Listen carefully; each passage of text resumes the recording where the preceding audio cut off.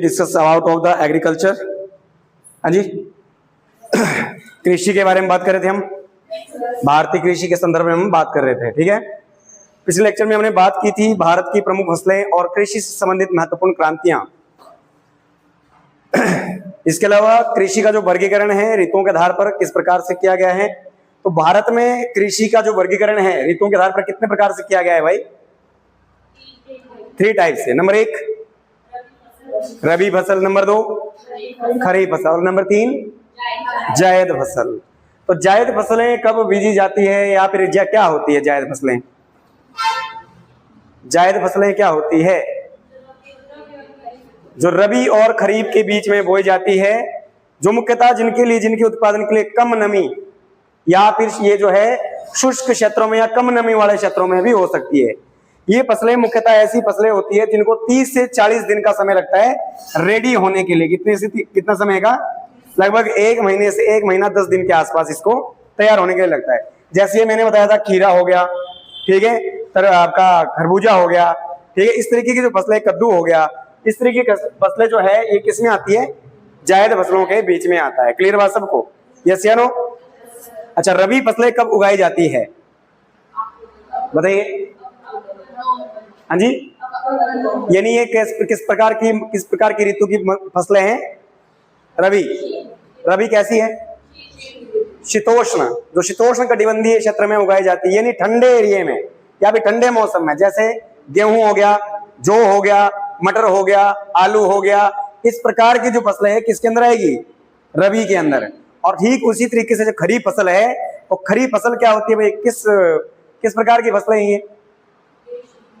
ग्रीष्म, यानी मॉनसूनी फसलें भी इनको कहा जाता है। ध्यान रखें बात, इनको मॉनसूनी फसलें भी कहा जाता है क्योंकि ये पूर्ण रूप से वर्षा या फिर मॉनसून पर निर्भर करती है।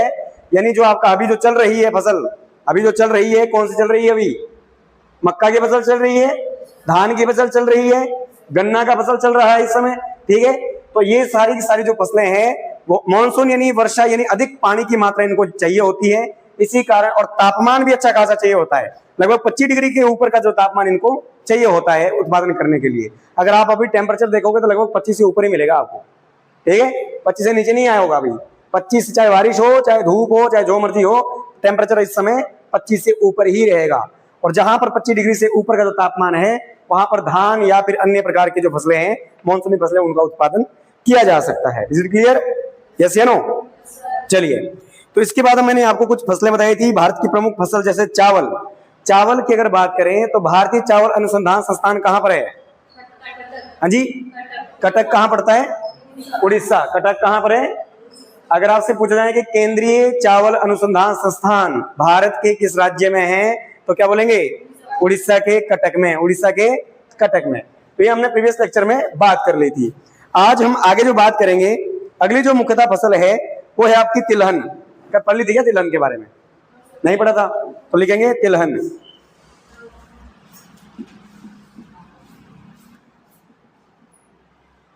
तो तिलहन की अगर बात करें तो ये कैसी फसल है? पहले रबी की या खरीफ की बताइए? तिलहन रबी फसल है या खरीफ फसल है? हाँ जी, पहली बात तो ये है कि दोनों की है, खरीफ भी है और रबी भी है। ध्यान रखना, खरीफ भी और रबी। ऐसा क्यों कह रहा हूं मैं? ऐसा मैं इसलिए कह रहा हूं क्योंकि भारत में जलवायु एक जैसा नहीं है। जहां पर जिस प्रकार का जलवायु है, क्लाइमेट है, वहां पर कहीं पर ये खरीफ के टाइम में बोई जाती है तो कहीं पर ये रबी के टाइम में भी बोई जाती है। अच्छा, हिमाचल की कौन सी घाटी बेमौसमी फसलों के लिए प्रसिद्ध है? हिमाचल की कौन सी घाटी बेमौसमी फसलों के लिए प्रसिद्ध है? हाँ जी, नहीं, वो कृषि के उत्पादन के लिए शीर्ष नंबर पर है। भले घाटी जो मंडी की है सबसे ज्यादा उपजाऊ वैली है, सबसे ज्यादा उपजाऊ घाटी है, परंतु बेमौसमी फसलों का मतलब है जब जिस फसल का सीजन नहीं होता फिर भी वो फसल वहां पर उगाई जाती है। तो ऐसी कौन सी घाटी है? आपने कल मुझे पता करके लाना है, ठीक है? ये कल के लिए आपको होमवर्क है कि बेमौसमी फसलों के लिए भारत की हिमाचल की कौन सी घाटी प्रसिद्ध है। समझ आया नहीं है? अच्छा, अगला, तो तिलहन की अगर बात करें तो मैंने कहा आपको कि दोनों प्रकार की फसलें हैं, खरीफ भी और रबी भी है, ठीक है। इसके पहली बात तो ये है कि जो ऑयल सीड्स में आने वाली फसलें हैं, तिलहन के साथ साथ इसमें जैसे सोयाबीन, ये भी आ जाएगा, ठीक है। सरसों, सूरजमुखी,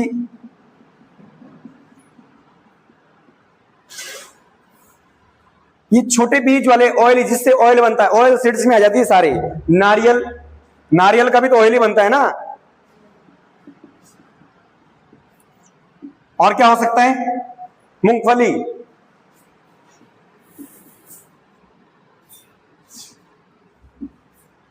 मूंगफली, ये सारी तेलीय, तेलीय जो है फसलें हैं, इनको लिखेंगे तेलीय फसलें। तेलीय फसलें, तेलीय मतलब जिनसे ऑयल जो है आपका ऑयल का प्रोडक्शन जिससे किया जाता है।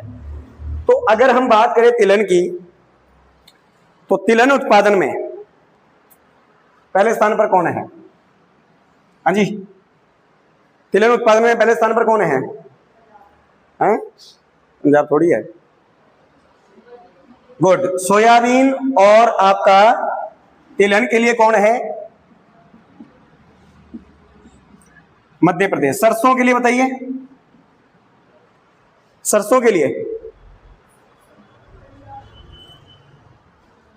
नहीं ना।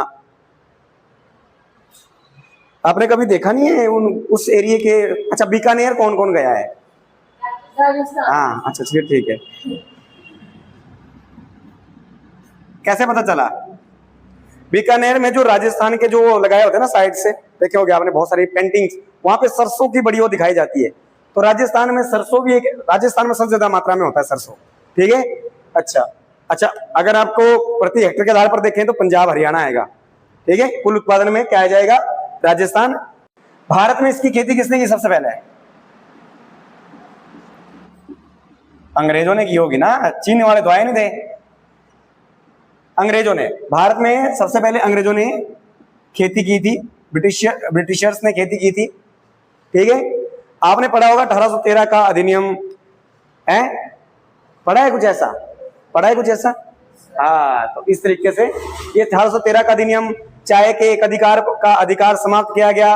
अंग्रेजी का जो है, अंग्रेजों का जो है व्यापारिक जो एकाधिकार था उसको समाप्त कर दिया गया था इसके तहत। चलिए, इसके अलावा ये जो चाय है किस प्रकार की खेती के अंतर्गत आती है बताइए? किस प्रकार? नगदी फसल, बागवानी, या फिर किस प्रकार की है? बागवानी। किस प्रकार की फसल के अंदर आएगी? बागवानी के अंतर्गत आएगी, ठीक है। हॉर्टिकल्चर, समझ ना। चाय जो फार्मिंग है वो किसके अंदर आ जाएगी? बागवानी। मैंने कहा था कि हिमाचल की चाय किस नाम से बिकती है भाई? हाँ जी, गोल्डन ग्रीन या ग्रीन गोल्ड? हाँ, गोल्डन ग्रीन के नाम से, ठीक है। अच्छा, इसके अलावा भारत में अगर हम बात करें चाय की, तो मुख्यतः 2 प्रकार की किस्म पाई जाती है। चाय की जो वैरायटीज है वो 2 प्रकार की। नंबर 1 बोहिया, बोहिया, और दूसरी है असामिया। फिर उनके आगे नाम बहुत सारे, ठीक है। जो वैरायटी है वो कितनी है? 2, बोहिया और असामिया यानी असमी। ये जो बोहिया किस्म है चीनी किस्म है, और ये मुख्यतः असम में होती है, ठीक है। असामिया जो किस्म है असम में मुख्यतः प्रोडक्शन किया जाता है, और जो बोहिया किस्म है इसको चीन से लाया गया, ठीक है। तो भारत आने वाली जो पहली चाय की किस्म थी वो बोहिया थी। कौन सी थी? हाँ, तो ध्यान रखना ना ये भी। और ये तो पता ही है सबको कि टी जो फार्मिंग में भारत का शीर्ष राज्य कौन सा है चाय उत्पादन में? असम। कौन सा? असम, ठीक है। कौन सा? असम। राजधानी असम की? असम की राजधानी? नेशनल पार्क बताइए यहाँ के जरा। मानस, काजीरंगा और नमेरी, देहिंग, पटकई, कायू, सॉरी आपका जो है डिब्रूगढ़, साई सखोबा, और का कौन सा बताया था मैंने? नया कौन सा बना है अभी यहाँ? कौन सा? साइना, साइना नेहवाल। हाँ, कौन सा बताइए? कौन सा बना? ज्वालाओ। कौन सा ज्वालाओ है? सिखना ज्वालाओ, वेरी गुड। कौन सा? सिखना। इतना टाइम लग रहा है देख के ढूंढने में भी है। अच्छा, चलिए आगे देखेंगे।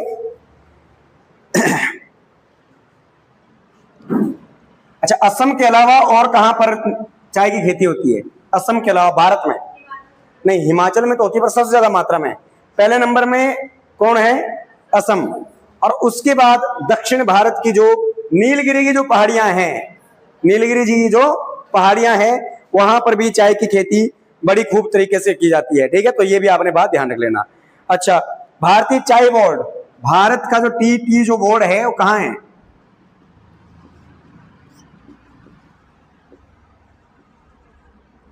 हाँ जी, कहां पर है ये? कलकत्ता। जैसे हमने चावल अनुसंधान केंद्र पढ़ा ना, वैसे ही जो है चाय जो बोर्ड है वो कभी कहां है? कलकत्ता में है, कलकत्ता में है। तो ध्यान रखिए, ये भी लिख लिया चाय के बारे में है। सबसे पहले हमने देखा कि जो चाय है वो चीनी मूल का पौधा है। भारत में किसके द्वारा इसकी खेती की गई सबसे पहले? अरे अंग्रेजों के द्वारा। ठीक है। अच्छा, ये किस किस प्रकार की फसल के अंदर आता है? बागवानी। इसकी भारत कितनी प्रकार की किस्में हैं? नंबर 1, नंबर 2, ये बोहिया किस्म कहां से लाई गई? और असम के अंदर, इन भारत के अंदर कौन सी किस्म है? हाँ जी, असम। सबसे ज्यादा उत्पादन कहां होता है? और असम के बाद? असम के बाद नीलगिरी। असम के बाद नीलगिरी पहाड़ियां किसके लिए प्रसिद्ध है? नीलगिरी की पहाड़ियां किस चीज के लिए जानी जाती है? हाँ जी, कि क्या विशेषता है उनकी, भौगोलिक विशेषता क्या है उनकी? कौन कौन सी पहाड़ियां हैं? अच्छा, दक्षिण में यहां पर है ना नीलगिरी, तमिलनाडु में। ये नीलगिरी की पहाड़ियां कुछ ऐसे हैं, यहां इस तरीके से। यहां पर कोई पहाड़ी है और एक पहाड़ी यहां है सबसे लास्ट में।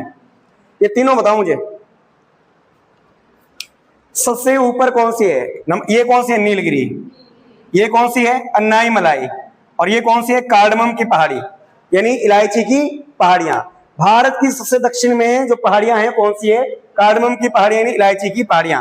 सीक्वेंस में ध्यान रखना, ऊपर नीचे नीचे, बीच में पूछेगा आपसे कि नीलगिरी और कार्डमम के बीच में कौन सी पहाड़ियां दक्षिण में स्थित है? तो कौन सी? कौन सी? हाँ, ये मैंने बोला था भाई, नीलगिरी की विशेषता क्या है? पूर्वी घाट और पश्चिमी घाट की मिलन स्थली है ये।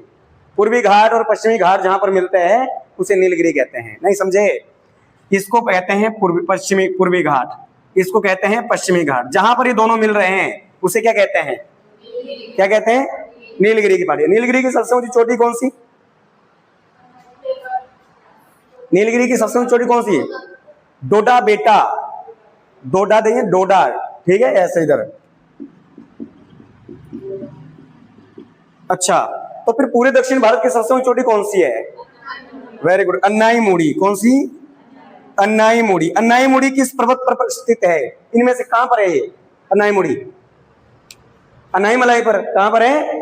अन्नाई मलाई की सबसे ऊंची चोटी अन्नाई मुड़ी, और पूरे दक्षिण भारत की सबसे ऊंची है। परंतु नीलगिरी की पूछी तो कौन है? डोडा बेटा। ठीक है। और कार्डमम की पहाड़ी भारत की सबसे दक्षिणतम पहाड़ियां हैं। क्लियर? रह जाएगा ध्यान?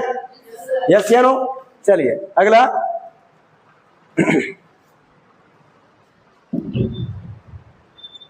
अगली देखो, कपास। अगली है भाई, अगली फसल है कपास। कपास से संबंधित क्रांति कौन सी थी? जल्दी, कपास से संबंधित कौन सी क्रांति थी? बताइए भाई, बताइए। क्या बात? कपास अभी पढ़ाई थी ना सारी। कौन सी? Silver fibre. Very good. कौन सी? सिल्वर। इतना टाइम लगा रहे हो यार देखने के भी हैं, घर में जाके नहीं पढ़ते क्या? कपास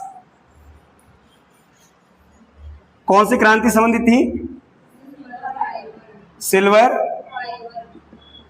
फाइबर। सिल्वर फाइबर क्रांति का संबंध किस एक फसल से था? किससे? कपास से। किससे था भाई? ये कैसा पौधा है? विदेशी या देशज? देशज या विदेशज? अभी हिंदी पढ़ा रहा हूं क्या? हाँ जी, आपको कैसे पता कि देशज है? हाँ जी, कैसे हो सकता है? आप कुछ थोड़ा हिंट दो। हाँ, यस, वेरी गुड। सिंधु सभ्यता में, सिंधु भी छोड़ो, ऋग्वेद में भी इसका वर्णन आया है। सिंधु तो खैर बाद में आई, पर उससे जो पहले यानी ऋग्वेदिक जो सभ्यता थी उसमें भी क्या है, इसका वर्णन आया है। और सिंधु सभ्यता इसे किस नाम से जानते थे? सिंडोन। किस नाम से? सिंडोन। तो सिंडोन का जो व्यापार है मेसोपोटामिया के साथ किया जाता था, मैंने पढ़ाया है आपको इंडस वैली सिविलाइजेशन में ही, ठीक है। तो इसीलिए ये क्या है? देशज पौधा है। कैसा है? और ये तो पता ही होगा कि कपास की खेती विश्व में पहली बार हड़प्पा वासियों ने की थी। ये तो सुना ही होगा ना,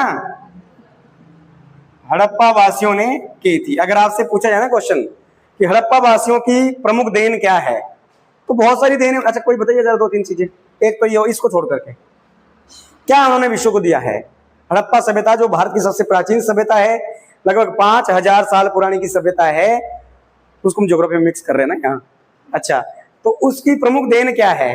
हाँ जी, एक तो कॉटन हो गया, सॉरी कपास हो गया। दूसरा, हड़प्पा की सबसे बड़ी विशेषता क्या थी?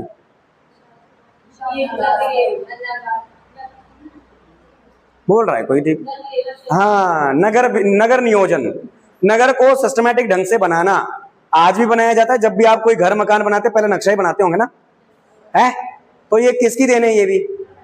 अच्छा, तीसरी बात, तीसरा क्या चीज है? आप लोग पूजा करते हैं, किसकी पूजा करते हैं? किन किन चीजों की पूजा? ये भी नहीं पता किसकी? पता है? किस? वृक्षों की। कौन से वृक्ष की? पीपल और नीम। आप लोग करते हैं नीम की? तो जो वो बोल रहे हैं जो आप करते हैं, हाँ है? पौधा है, पेड़ है, वो वृक्ष है क्या? वो तुलसी है, बड़ वृक्ष। और ठीक है, और केला करते हैं। अच्छा, और किसकी पूजा करते हैं? वृक्षों के अलावा और देवताओं की, मतलब कि मूर्ति पूजा, ईश्वर पूजा, है ना। और इसके अलावा पशुओं की पूजा करते हैं। कौन कौन से पशु? गाय और सांप और हाँ, सांप की नाक दिखता भी पूजा नहीं करता क्या? ठीक तो बोल रहे। तो ये सबसे पहले जो प्रचलित है 3 पूजाएं, पशु यानी जानवर, दूसरा आपका क्या? वृक्ष, और तीसरा ईश्वर या फिर आपकी जो है मूर्ति पूजा। ये सबसे पहले इन लोगों ने दी थी, सबसे पहले यहां से प्रचलित हुई है तीनों। समझ ना? तीसरा और क्या देने इनकी? और क्या देने इनकी? सबसे पहले क्या क्या था इन्होंने? और आज जाते तुम हॉलीडे मनाने कहाँ है? अच्छा, ये जो मोहनजोदाड़ो था, स्नानागार वहां से मिला। अच्छा, जब अब कुंभ लगता है तो क्या करते हैं आप लोग? कुंभ के समय लोग क्या करते हैं? कहाँ करते हैं? जहां कुंभ लगता होगा वहां करते होंगे ना, घर में थोड़ी करेंगे, घर में डेली करते लोग। अरे भाई, तीर्थ स्थानों पर जाकर के स्नान करना, ये भी सब, ये जो प्रथा है, ये भी कहां से चली? हड़प्पा से। जो मोहनजोदाड़ो का जो विशाल स्नानागार था, वो एंजॉय करने के लिए नहीं बनाया था। तुम्हारे को क्या लग रहा है स्विमिंग पूल था? वो किसी विशेष धार्मिक अवसरों पर, वहां पर जो विशेष किसी, जब कोई विशेष अवसर होता था, विशेष कोई तीर्थ, मतलब कि कोई उत्सव होता था, समारोह होता था, तो ऐसी स्थिति में वहां पर लोग स्नान करना एक पवित्र मानते थे अपने आप को, ठीक है। तो इसलिए था वो। तो यही से ही सारी चीजें प्रचलित थी। आगे देखो जरा इसके बारे में। तो कपास को और क्या कहते हैं भाई? सिल्वर फाइबर के अलावा सफेद सोना। एक चीज और ध्यान रखना, सफेद सोना। अगर धातु पूछा सफेद सोना तो प्लेटिनम, परंतु ये धातु है, ध्यान रहे, मेटल है ये। प्लेटिनम क्या है? धातु है ना। क्या कपास धातु है? क्या है कपास? फसल है, फसल, क्रॉप्स। क्या है? हाँ, सफेद सोना 2 लिख दिया हमने। एक तो फसलों में किसको भाई? और धातुओं में किसको? प्लेटिनम को। क्या कहते हैं? क्या कहते हैं? सफेद सोना। समझ गया ना बात? अच्छा, विश्व में सबसे ज्यादा उत्पादन, विश्व में सर्वाधिक कौन करता है? कौन करता है? भारत। और भारत में कहां होता है? गुजरात। भारत में कहां होता है सबसे ज्यादा? गुजरात में होता है। कहां पर होता है? गुजरात में होता है। और इसकी जो फसल है, कपास की जो फसल है, इसके लिए जो उपयुक्त जो मिट्टी है, उपयुक्त मिट्टी कौन सी है? काली या फिर काली ऑप्शन नहीं तो क्या बोलेंगे? अगर काली ऑप्शन नहीं हो तो क्या करेंगे? वहां पर मिट्टी के प्रकार है, काली ढूंढ रहे वहां है ही नहीं, फिर क्या करेंगे? फिर छोड़ देंगे, क्वेश्चन अगला करेंगे। रेगूर मिट्टी कौन सी? अरे इसको ही रेगूर कहते हैं। ये काली मिट्टी का निर्माण कैसे होता है भाई? ये काली मिट्टी कैसे बनती है?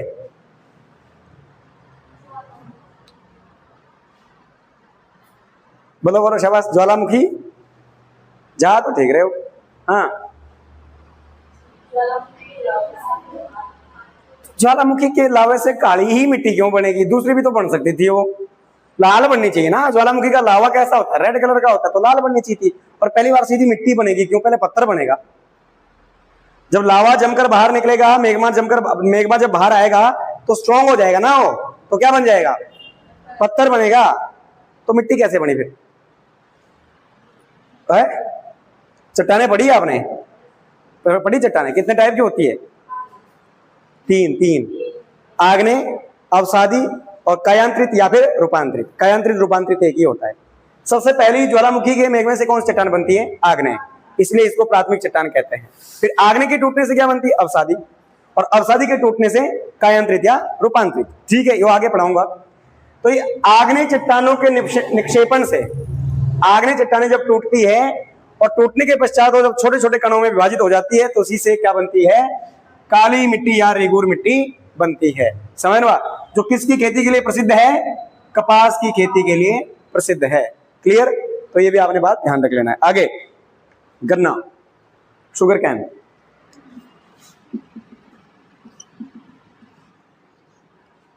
हाँ जी, गन्ने के बारे में अगर बात करें, कैसी फसल है ये? नगदी, कैश क्रॉप्स।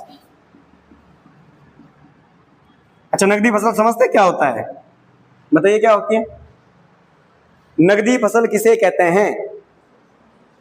हाँ जी, हैं? अरे बोल लो कुछ तो। हाँ जी, नहीं तो नहीं आ रही है क्या? हाँ ना, किसे कहते हैं? हाँ, जिसका उत्पादन भारत का किसान केवल व्यापार के लिए करता है, खासकर जैसे गन्ना। और कौन सी हो सकती है इसके अलावा? ठीक है, तंबाकू और है चाय। ठीक है, और सारी बोल दो भाई। अच्छा, तुम घर में क्या क्या करते हो? मतलब ऐसी कौन सी फसल है जितनी तुम लगाते उतनी खा भी लेते? अरे जिनको अदरक खा सकते उतना जितना लगाते हैं? नहीं खा लेते क्या उतना जितना यूज होता है घर में? है? अच्छा, जो लहसुन लगाते वो खा लेते उतने? टमाटर खा लेते सारे? तो सारी नकदी फसलें तो है यो, किसके लिए लगाते हैं? तो जिसको आप सीजन बोलते हैं अपनी भाषा में, क्या बोलते हैं? सीजन लगाते हैं जिस चीज का। किसका लगाते हैं? गेहूं का सीजन। गेहूं, अगर सुनो, अगर गेहूं का दाम मार्केट में ना बढ़े तो गेहूं को अपने लिए क्या है? यूज किया जा सकता है, इसलिए खाद्यान्न फसल में आ जाती है। समझ में बात? अब अदरक का रेट ही लगे तो उसको तो मिर्ची लगेगी ना, उसको खा थोड़ी सकते उसको। समझ, कितना खाएंगे? तो इसीलिए किस में आ जाएगी? वो नकदी फसलों में। ठीक है, अच्छा अगला। तो गन्ने की अगर बात करें तो सबसे ज्यादा उत्पादन इसका कहां होता है? दूसरे नंबर पे महाराष्ट्र। अच्छा, एक चीज और, हाँ, जो गन्ना है, गन्ने से क्या बनता है मुख्यतः? जूस कौन बोल रहा है ये? अच्छा, गुड़, ठीक है, और चीनी। हाँ, और बस करो अब। अच्छा, तो ये चीनी के उद्योग भारत में सबसे ज्यादा कहाँ है? भारत के चीनी उद्योग में पहला स्थान किस राज्य का है? पूछा जाता है क्वेश्चन। चीनी उद्योग में भारत में सबसे ज्यादा चीनी उद्योग कहां पर है?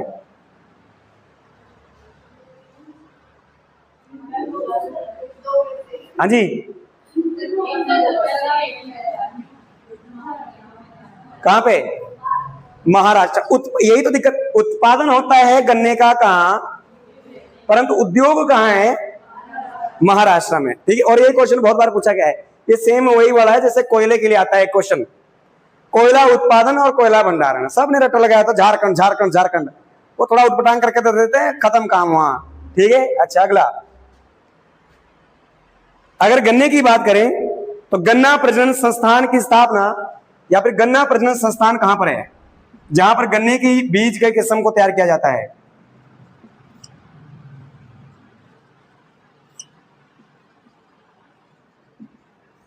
गन्ना प्रजनन संस्थान, बोलो अब कहां हो सकता है, यहां तो नहीं है बिल्कुल भी नहीं, यहां मत बोलना। उसके अलावा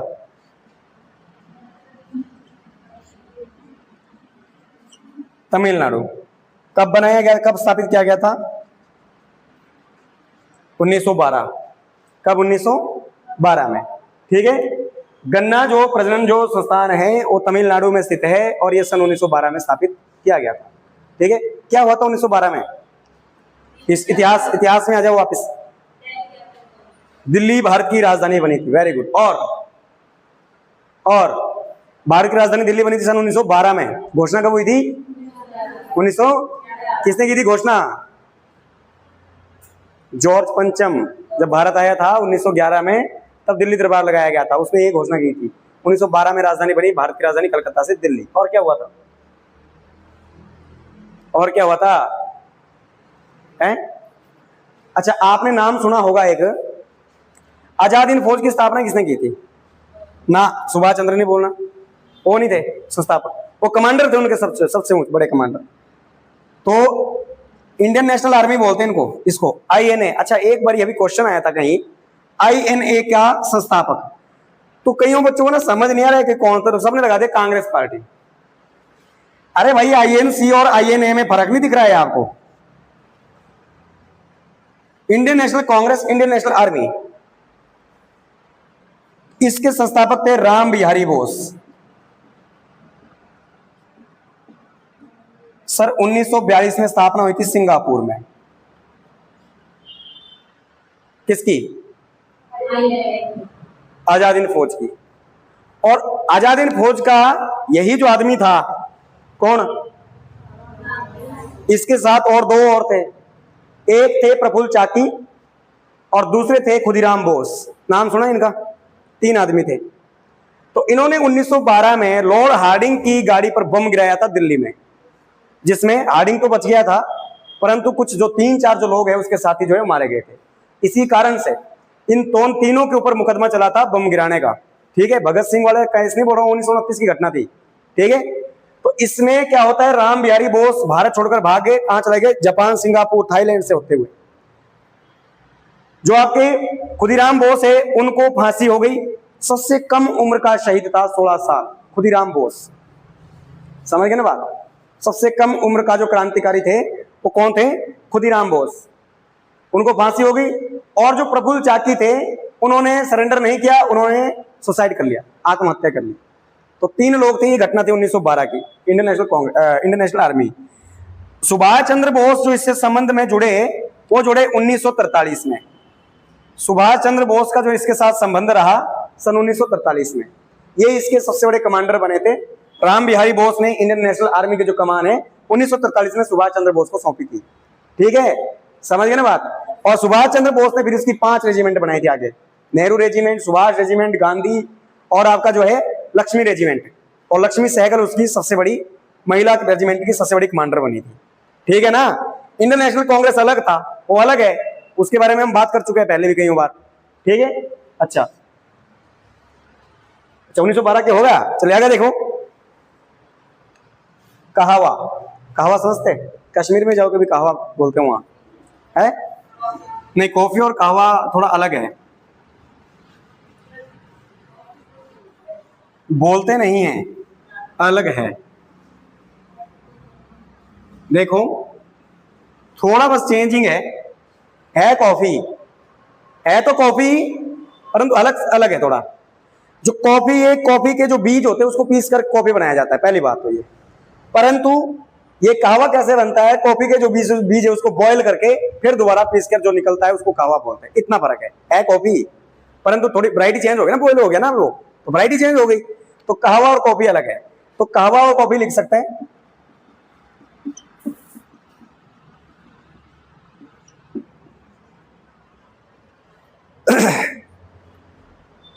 तो भाई कहवा की अगर बात करें या कॉफी की अगर बात करें तो इसकी जो ये किसका एक ग्रुप है, कॉफी का ही एक ग्रुप है, ये तो पता ही है सबको, ठीक है। अच्छा, इसकी जो खेती है सबसे ज्यादा कहां होती है? हाँ जी, कहां पे? कर्नाटक। कर्नाटक की कौन सी पहाड़ियों में है? कौन सी?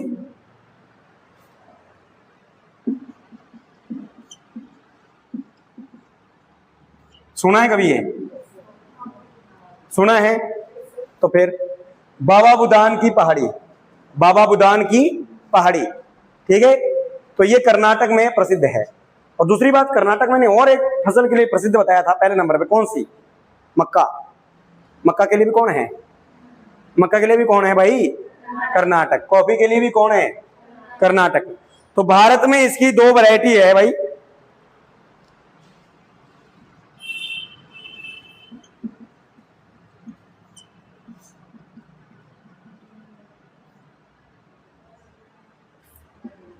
अरेबिका और रोबस्टा। रोबस्टा, अरेबिका और रोबस्टा, ये दो प्रकार की वैरायटी है। कहां पर? भारत में। किसकी?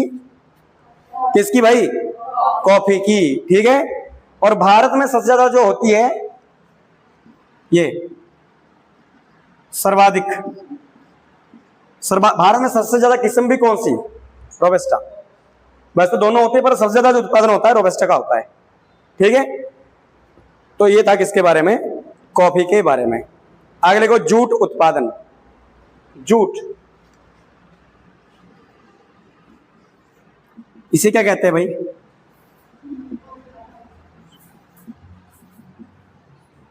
क्या कहते हैं? सुनहरा रेशा, गोल्डन फाइबर। क्या कहते हैं?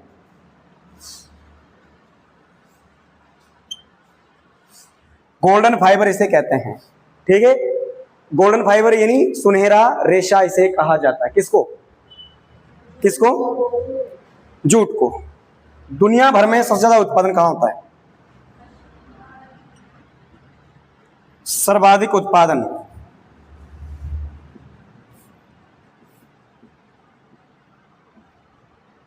बांग्लादेश, परंतु 1947 के बाद और 1947 से पहले भारत, ठीक है। क्योंकि भारत का जब विभाजन हुआ ना तो बांग्लादेश पूर्वी पाकिस्तान के रूप में अलग बन गया था, है। तो जूट की अधिकतर जो मिलें हैं वो कहां पर चली गई ना? बांग्लादेश तो 1971 में बना, मैं 1947 की बात कर रहा हूं यार। अरे भाई, बांग्लादेश कब बना था? इससे पहले ये क्या था? पूर्वी पाकिस्तान था। ये जो आज का पाकिस्तान, ये पश्चिमी पाकिस्तान था। जो आज का पाकिस्तान है ना, ये वाला, ये भी, ये पाकिस्तान और ये वाला एक ही था। ये दोनों पाकिस्तान थे, ये कुछ यहां था कुछ यहां था। 1971 में इंदिरा गांधी के समय में इंदिरा गांधी ने पाकिस्तान के दो टुकड़े कर दिए, यानी इस वाले पाकिस्तान से इसको अलग करके एक नया देश घोषित कर दिया जिसका नाम हो गया बांग्लादेश। इसीलिए भारतीय प्रधानमंत्री श्रीमती गांधी को आयरन वुमेन भी कहा जाता है, ठीक है, या आयरन लेडी भी कहा जाता है। समझ गए ना बात? यस या नो? हाँ। और इसी कारण से 1971 में उनको भारत रत्न से सम्मानित किया गया था। किसको? है?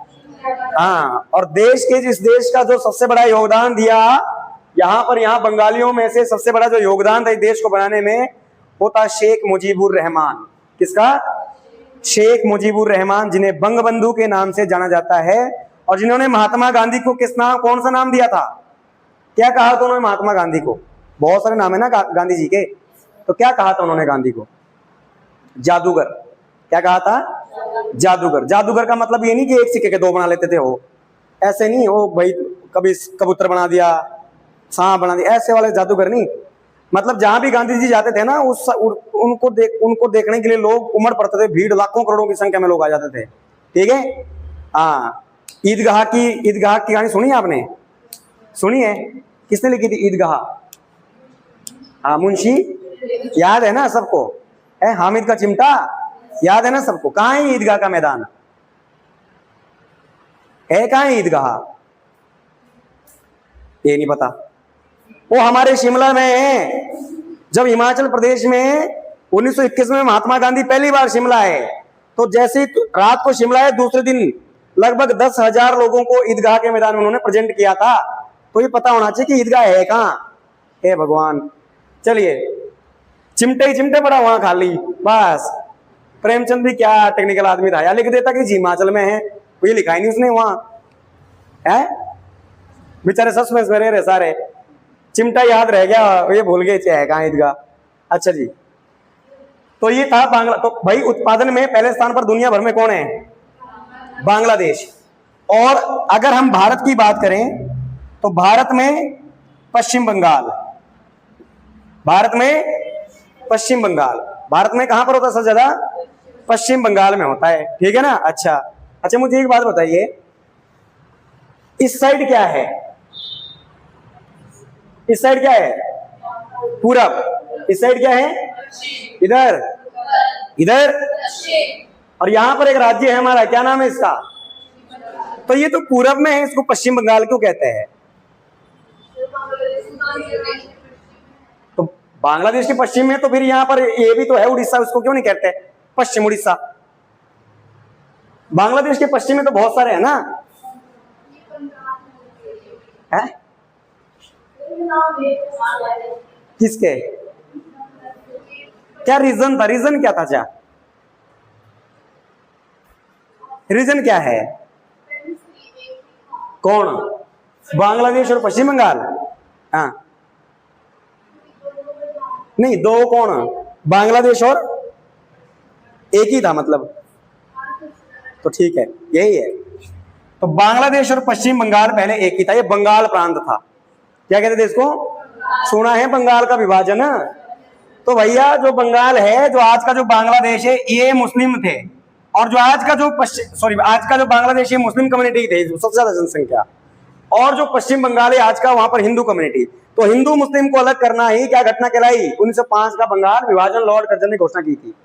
तो इसीलिए मुस्लिम कम्युनिटी को 1947 में जो विभाजन हुआ, तो मुस्लिम कम्युनिटी को लेकर के हुआ। तो जहां पर मुस्लिम की जनसंख्या ज्यादा थी उसको कहां कर दिया? पाकिस्तान बना दिया। और जहां पर हिंदू की जनसंख्या ज्यादा थी वो उसको पश्चिम बंगाल, बंगाल के जो पश्चिम का हिस्सा है उसको पश्चिम बंगाल का नाम दिया गया।